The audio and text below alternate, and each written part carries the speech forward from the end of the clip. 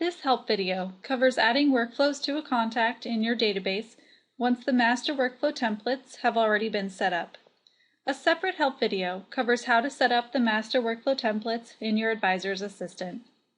I have a prospect record, Fred Smith, open on my screen, and I'm going to add the sales pipeline workflow to Fred's name.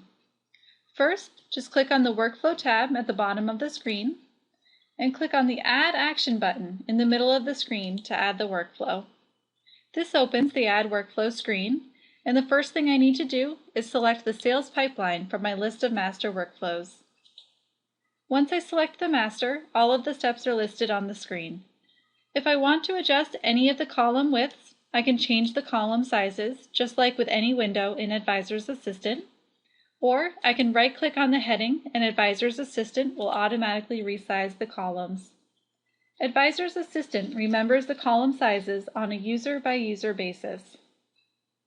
The next step is selecting a begin date for the workflow. You can select dates in the past, present, or future.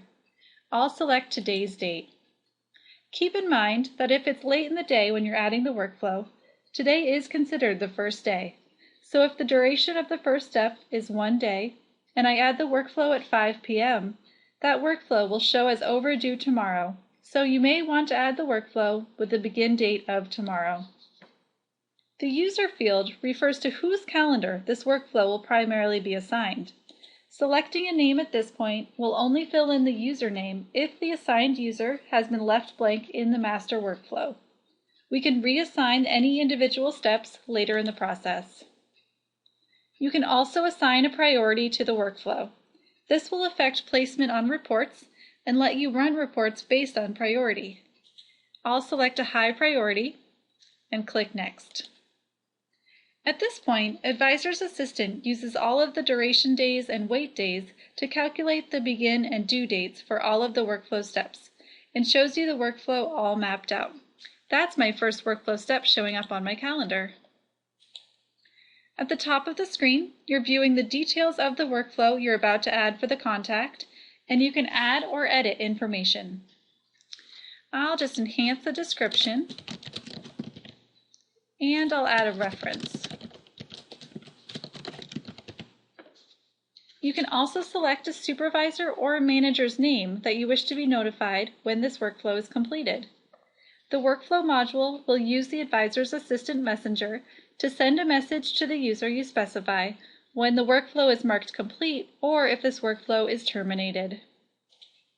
If you're using the insurance or investment modules in Advisor's Assistant, and this is a client workflow that pertains to an existing policy or account, you can click on the account or policy buttons to select the account or policy number and connect this workflow to the product.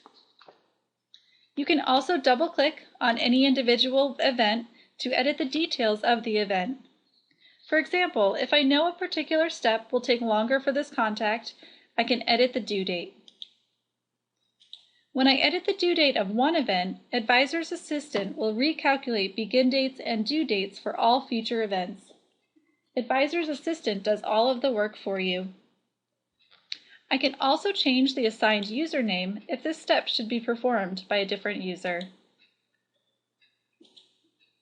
Once you have the workflow customized just the way you want it, click OK, and the workflow is added to the contact name. As assigned users are working through their individual processes, they can double-click any single event and click the Complete button to complete the workflow event, showing who completed it and when it was completed. Users can also add notes to the workflow as they go. In Advisor's Assistant, workflows remain a permanent part of the client record, so they can be referred to in the future. When you enter notes in any of the steps, they are part of that workflow event, but they are also available for viewing through the Other Notes tab on any of the workflow events. This Other Notes tab was a result of a great suggestion from a user because you can see the notes history from previous steps. I will add a new note to this event. When you click on the next event, the note I just added will show up in the Other Notes tab.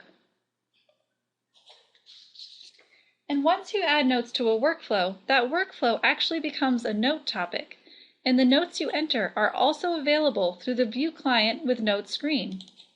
There you can see the note that I just added.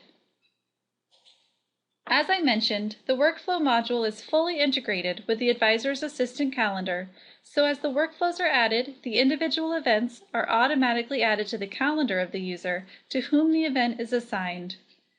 Only the active events are put into the calendar. Pending events do not show up in your calendar until they become active. Since we just added this workflow to Fred, let's open up the calendar, and we'll see the next step is sitting in our task list. You can double-click on the event to see the details and add notes. You also have the flexibility to work through the calendar and complete the workflow events through the calendar or through the view screens. You can also click directly to the workflow event from that calendar. Workflows are very quick and easy to set up, and each contact can have multiple workflows. You would just go to the Workflow tab, click on the Add Action button, and add a new workflow to the name. The Workflow module allows you to streamline processes in the office and increase efficiency. Once the workflows are added to the contact names, you can begin to run reports to track individual staff people and how they're doing in regards to completing their workflows on time. Printing workflow reports is covered in a separate help video.